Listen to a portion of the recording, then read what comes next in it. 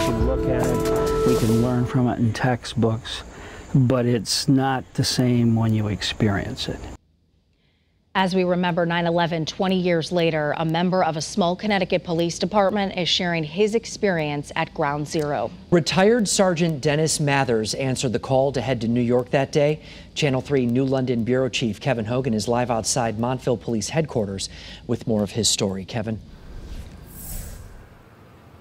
Mark, Sergeant Dennis Mathers was among a half dozen or so Montville police officers that spent 4 or 5 days in New York. They provided secure escort service and anything else that was needed.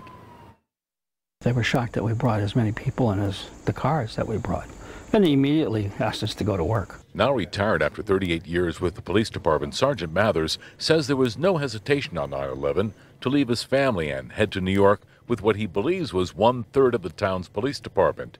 Initially, they escorted buses and supplies to Ground Zero, driving their squad cars right through Midtown. But along the route, there was cheering, there was people clapping, and it wasn't they were clapping because it was a happy event. They were happy for the people that were coming from all walks of life, from everywhere in the country. Once they got to Ground Zero, Dennis tells me the smell and the scene was a lot to take in. I'll be very truthful. When you walked around, it was almost like all of a sudden you looked down the street when you first arrived. And it's just like, am I sitting on a movie set? Am I in a war zone?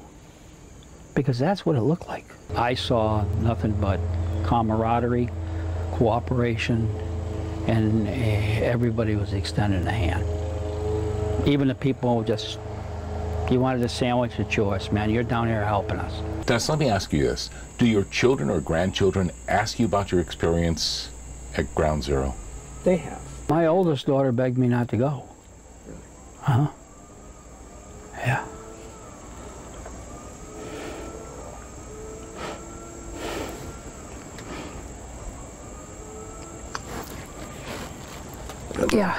Yeah, she, And how did you I told her, again, you don't know what you're going to, but you just tell her that, I've always been a survivor. I says, I'll be okay. Now, 20 years later, this father, grandfather, and soon-to-be great-grandfather says what happened on 9/11 really clarified what's important in life. I don't know how many people went to work that day.